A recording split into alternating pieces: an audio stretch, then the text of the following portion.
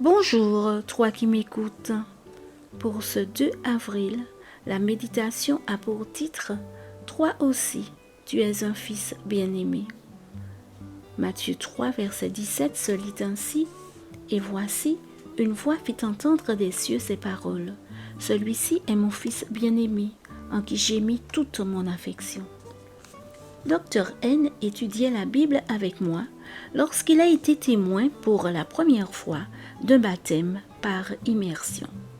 Il s'agissait du baptême d'une amie commune qui travaillait dans une entreprise importante de la ville de Genève, un événement auquel assistaient de nombreux employés de cette entreprise et d'autres sociétés internationales.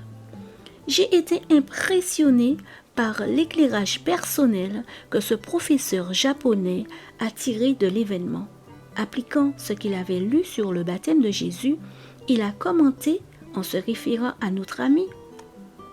Maintenant, la colombe est sur son épaule et la voix du ciel lui dit « Toi aussi, tu es ma fille bien-aimée, je suis très heureux pour toi. » Un bel aperçu de ce qu'implique le baptême.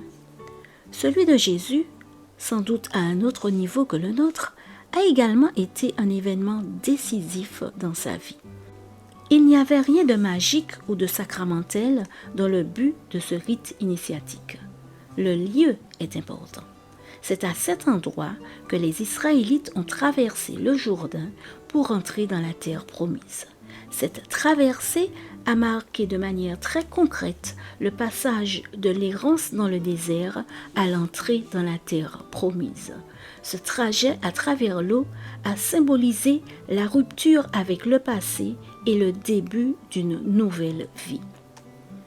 Lorsqu'il s'agit de prendre des décisions importantes qui transforment notre existence, Dieu sait que les opinions ne suffisent pas. Nous, les êtres humains, avons besoin de gestes concrets qui fassent appel non seulement à notre intelligence ou à notre mémoire, mais aussi à nos sens, des gestes qui nous aident à vivre une expérience qui englobe tout notre être. Nous avons besoin de vivre une expérience qui reste gravée dans notre mémoire corporelle pour toujours. Et c'est ce que le baptême biblique cherche à réaliser. Car comment mieux symboliser une nouvelle naissance que par un baptême par immersion? Il n'y a pas d'événement plus fondateur pour l'être humain que la naissance.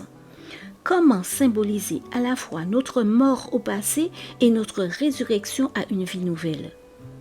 Unifié spirituellement au Christ, le baptisé laisse donc son ancienne vie ensevelie symboliquement dans ce tombeau liquide et émerge dans une nouvelle existence en tant qu'être nouveau. Il scelle ainsi une nouvelle alliance avec Dieu et s'engage à commencer un nouveau voyage avec lui. Le docteur N avait également compris quelque chose de très important. En acceptant ce bain purificateur, nous nous abandonnons dans les bras de Dieu comme des enfants prodigues qui reviennent à la maison. Seigneur, quel privilège d'être ton enfant bien-aimé. Je souhaite aussi que tu mettes ton affection en moi. Amen. Bonne journée sous le regard de Dieu.